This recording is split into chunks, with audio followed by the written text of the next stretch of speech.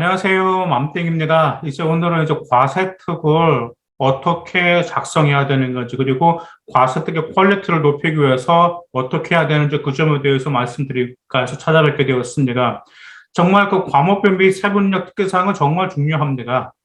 그 이유가 일단 자소서가 표시가 되었죠. 왜냐하면 자소서에서 성장 과정을 보여주었는데 그 성장 과정을 과세특에서 보여줄 필요가 있죠. 또한 과세특 같은 경우는 학종의 4대 요소도 다 보여줄 수가 있어요. 그런데 오늘 제가 방송하는 이유가 이 과세특을 단순하게 하나만 아시는 분들이 계시기 때문에 그 점에 대해서 말씀드릴까 해서 방송으로 찾아뵈었습니다. 왜냐하면 그 하나가 말 그대로 뭐냐면 그냥 수행평가와 학교 생활만 있으면 되지 않을까라고 하면서 그 점만으로도 충분하다라고 생각하시는 분들이 계세요. 그런데 그건 죄송하지만 기본 중에 기본입니다. 소위 말하면 숙제라고 생각하시면 돼요. 그 숙제라는 것은 모든 학생들에게 다 주는 거잖아요. 또 숙제는 학생으로서 당연히 해야 되는 거거든요. 그런데 숙제만 열심히 했다라고 해서 과세특이 더 좋아지겠다? 그건 아니다라는 점입니다. 자, 그래서 클래스 101에서 전자책을 구입해 보신 분은 알겠지만 이 과세특에는 목적이 있습니다. 그 전자책에도 목적이 이렇게 나왔어요. 학업 역량만 보여주는 것이 아니고 학정의 4대 요소를 다 보여줄 수 있는 목표가 있어야 된다는 점이에요. 학정의 4대 요소가 뭐죠? 학업 역량, 인성, 전공 적합성, 발전 가능성이죠. 그런데 2024학년도부터 진로 발전 가능성이 지금 진로 역량으로 대체된 대학교들이 있죠. 그런데 여기서 제가 아쉬운 게 아까 단순하게 생각하신다라는 말이 과세특에서 하나 역량만 보여주신 분들에 계서 바로 그것은 학업 역량만 주로 보여주신 분들에 계십니다. 학업 역량이 물론 다 정말 중요한데 과세특은 이 네 가지 요소를 다 보여줄 필요가 있어요. 최소 활동마다 4대 요소를 다 보여줄 수는 없어도 최소 두 개는 보여줄 수 있어요. 그런데 기본적으로 학업 역량은 다 들어가야 되겠죠. 그렇죠? 학업 역량과 함께 인성도 보여줄 수가 있고 학업 역량과 함께 발전 가능성도 보여줄 수도 있고 학업 역량과 함께 전공 적합성 같이 보여줄 최소 두 개 보여줄 수 있어요. 어떤 학생은 세 개까지 보여주는 그런 과세특 기록이 있습니다. 근데 제가 또 과세특 기록이 이렇게 중요한 이유로 방송한 이유가 자 보세요. 지금 서울대학교 정시, 그 다음에 건국대 교과, 경희대 교과, 자, 뭘 평가하죠? 서류 평가합니다. 예전 같은 경우는 정시는 수능만 잘 맞으면 갈 수 있었죠. 그 다음에 건국대고 경희대 교과는 내신만 좋으면 들어갈 수 있었는데 그게 아니다라는 점이에요. 그런데 이 학교에서 뭘 보겠냐면 창작 활동도 보긴 보지만 무엇보다도 전공 관련 과세특과 학업 충실도를 평가하겠다라고 공지하였습니다. 그렇기 때문에 지금 과세특은 지금 당장 점검하실 필요가 있어요. 자, 그러면 과세특에서 드러나야 될 상황들이 무엇이 있을까요? 일단 과세특에 드러날 것은 아주 많아요. 여러 가지가 있습니다. 그중에 이제 몇 가지만 말씀드리면 이전에 습득한 지식을 심화시켜서 다른 분야와 융합시킨다라든지 다른 과목과 융합한다라든지 자기 수도적인 과정, 결과들 수행평가를 했는데 그 수행평가를 하고 나서 어떤 점이 궁금해서 혼자서 조사해서 보고서를 작성하거나 아니면 심화 독서를 썼다라든지 이런 점으로 여러분들 과세특에서 역량을 보여줄 수가 있습니다. 그리고 또한 과목의 특성에 따라서 이런 역량도 보여줘야 된다라는 점이죠. 자, 과세특은요, 세 가지 부류가 있습니다. 어떤 세 가지 부류가 있냐면, 자, 보세요. 학생들의 생급에 나오는 세 가지 스타일이 있는데, 첫 번째가 과세특에 이런 기록이 있어요. 학교 수업만 열심히 듣고 질문하고 수업 태도만 기록된 과세특 기록이 있고요. 두 번째가 수업 태도를 좋고 수행평가를 통해서 자신의 역량을 보이는 과세특 기록이 있고요. 세 번째 기록이 이겁니다. 수행평가를 통해서 혼자서 호기심이 생각해서 보고서도 작성하고 또한 그 수행평가를 통해서 어떤 점이 궁금해서 독서를 통해서 심화 역량을 보이는 과세특 이 세 가지 스타일이 있어요. 자, 그러면 이 첫 번째, 두 번째, 세 번째 중에 어떤 과세특의 평가자가 가장 좋아할까요? 네, 맞습니다. 바로 세 번째가 매우 좋습니다. 자, 세 번째가 뭐였었죠? 수행평가를 통해서 이 수행평가에서 어떤 점 호기심이 생겨서 보고서를 작성하거나 아니면 독서를 연결시켜서 심화시킨 추후 활동에는 과세특이 중요하다는 거죠.